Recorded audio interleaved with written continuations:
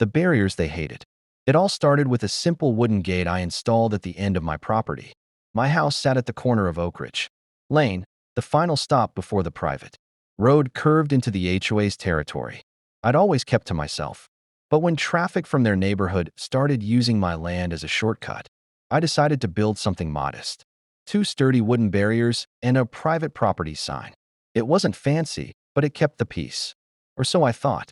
Within a week, I found a letter taped to my front door, official HOA stationery. Stamped and signed. Your barriers obstruct community access, it read. Immediate removal required or face fines. I wasn't even part of their HOA. My land wasn't under their jurisdiction. Still, they acted like they owned the entire street. The next day, Karen, the HOA president, naturally, showed up, clipboard in hand, and a glare sharp enough to cut glass. These barriers are against neighborhood aesthetics, she declared. You'll need to take them down. I calmly replied. Karen, my property line ends 5 feet before your sign. You have no say here. Her lips tightened. We'll see about that. True to her word, the HOA filed a complaint with the county. They claimed my barriers restricted emergency access. It was nonsense, but the county inspectors still ordered me to remove them. Fines piled up faster than I could argue. So I caved. I took the barriers down, even though every inch of me screamed not to. As I removed the last post, I caught Karen smirking from across the street. Good choice, she called out. Now the neighborhood will look clean again. Weeks passed. The traffic returned, louder and more chaotic than ever. Delivery trucks, landscapers, and joyriding teens tore through the narrow lane, chewing up my grass and leaving tire marks in the dirt. Then came the storm. 3 days of heavy rain turned the hill behind my house into a river. The runoff used to drain harmlessly along the barriers I'd built, but without them, the water cut straight through the street. By dawn, the asphalt had cracked open, swallowing half the road. Karen's car was the first to get stuck. Then another. By noon, the entire street was blocked, water, mud, and debris sealing them in completely. And as the HOA stood helplessly by, I couldn't help but think. They'd forced me to remove the only thing that could have saved them, trapped behind their own rules. By morning, Oak Ridge Lane looked like a disaster zone. The stormwater had carved deep trenches down the middle of the street, and what used to be smooth asphalt now resembled a muddy canyon. I stood at the edge of my yard, sipping coffee and watching as the HOA scrambled. Karen was out there in her rain boots, waving her clipboard like a general in a losing war. Nobody drive through, she yelled. We'll get maintenance out here soon. But there was no maintenance. The HOA's budget was already stretched thin after their failed landscaping project last month, and with the main road split open, their vehicles couldn't get out. Even the mail truck was stranded. On the other side, it didn't take long for frustration to boil over. Karen, you said the county would handle this. One man shouted. They will. She barked back. This isn't my fault. Except it was. The drainage pipe that had been buried under my barriers was now completely exposed, shattered by the pressure of the storm. If the HOA hadn't forced me to remove those barriers, the runoff would have diverted naturally, just like it had for the last 6 years.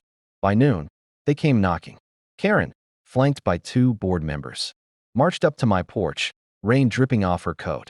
We need access through your property, she demanded. It's the only way to get vehicles out. I leaned against the doorway. You mean across the land where my barriers used to be? Her jaw clenched. This isn't the time to be petty. Oh, I'm not being petty, I replied. I'm just following your rules. Remember? That area is now part of the HOA's visual continuity. You wanted it open. The look on her face was priceless, part fury, part regret. They trudged back to their side of the mudslide, soaked and defeated. Over the next 2 days, the situation worsened. Trash piled up, food deliveries were canceled, and even emergency vehicles refused to risk the unstable ground. By the 3rd day, desperation set in. Some residents tried using garden planks to bridge the gap, but the mud swallowed everything. A few even tried driving through my yard to escape, but I'd already put up temporary fencing, fully legal this time, reinforced with steel posts. I'd warned them this could happen. I'd told them that the runoff was dangerous, but they'd laughed, called me paranoid, and forced me into compliance. Now they were trapped by their own arrogance and red tape. And as I watched their cars buried half in mud, half in regret, one thought echoed in my mind. Nature doesn't follow HOA rules. The reckoning. By the fourth day, the neighborhood looked like a ghost town.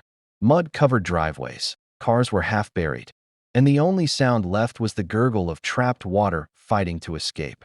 The storm had passed, but its damage lingered like a curse. I could have helped them. I had the equipment. My old generator, my sump pump, even a compact excavator I used for my landscaping work. But no one from the HOA had ever offered me a hand. Only fines, warnings, and smug smiles. So I stayed quiet. At noon, Karen came again. This time, no clipboard, just desperation. Her hair was plastered to her forehead, and her voice had lost that sharp, commanding tone. "We need your help," she said. "Everyone's trapped. The county says they can't send crews until next week." I studied her face for a long moment. The same woman who'd mocked my ugly wooden barriers now stood begging at my porch. "Help," I said slowly. "You mean the same kind of help you gave me when you forced me to tear them down?" Her lips trembled. "Please, Mr. Carson. We were wrong." Behind her, other residents gathered, men, women, kids, all watching. Soaked, tired, defeated. Their pristine suburb had turned into a swamp. No lawns, no order, no power. Just chaos. I sighed. "Fine, I'll help. But on one condition. You'll write a statement, publicly, admitting that I was right, and that the barriers were legal and necessary." Karen looked like she'd swallowed a lemon. "You're blackmailing us?" "I'm giving you accountability," I said. "There's a difference." An hour later, I had my excavator fired up. The residents watched as I carefully dug a new trench along the old barrier line, redirecting the water flow away from their street. Within minutes, the trapped floodwater began draining like someone had pulled a plug. By nightfall, the road was still muddy, but passable. A few neighbors drove out to get supplies, waving awkwardly as they passed my yard. Karen, however, stayed silent. She delivered the signed statement to my mailbox after dark, sealed in an envelope that simply read, "You were right." I posted that letter on the community forum the next morning. The reaction was explosive. Residents demanded new leadership, accusing Karen and the board of negligence. The same people who once ignored me now treated me like a local hero. But I wasn't interested in fame or revenge. I just wanted peace. So I rebuilt my barriers, stronger, higher, and this time made of stone. And when Karen came by, too humiliated to speak, I simply nodded toward the new wall and said, "Don't worry, it's HOA approved." The lesson they never forgot. 2 weeks after the storm, Oak Ridge Lane finally started looking like itself again, at least from a distance. The county had repaved the damaged road. The drainage lines were rebuilt, and the HOA's manicured lawns had been reseeded. But something had changed in the air. The arrogance was gone.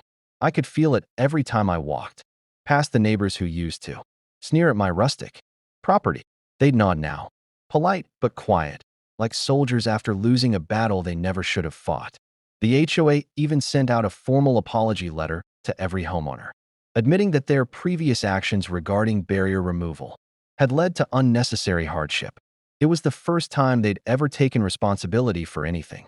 Karen, however, had resigned. Rumor was she couldn't handle the backlash, especially after that photo of her car half buried in mud made it to the local news. Some residents wanted to sue her for negligence, but I stayed out of it. Revenge wasn't my goal. One evening, I was working on the stone barriers again, adding solar lights along the top, when Karen showed up. She looked different, tired, maybe older, and without her trademark clipboard. "I came to say thank you," she said softly. "And I'm sorry." I didn't answer right away. The air was cool, the hum of crickets filling the silence. "Finally," I said, "I never wanted to fight. Karen, I just wanted to protect what's mine." She nodded. "I know. I thought the HOA could control everything. But nature proved us wrong." For the first time, she sounded human. Not an authority figure. Not the self-appointed ruler of the block. Just a person who'd learned the hard way that power doesn't mean wisdom. We stood there quietly as the new drainage channel gurgled in the background. It was working perfectly, stronger than before. "You know," I said, "if those barriers had stayed up, this whole mess could have been avoided." She gave a sad smile. "I believe that now. Maybe you should have been on the board instead of me." I chuckled. "I like it better this way. Fewer meetings, When she left, I looked out across Oak Ridge Lane, the street that once symbolized conflict.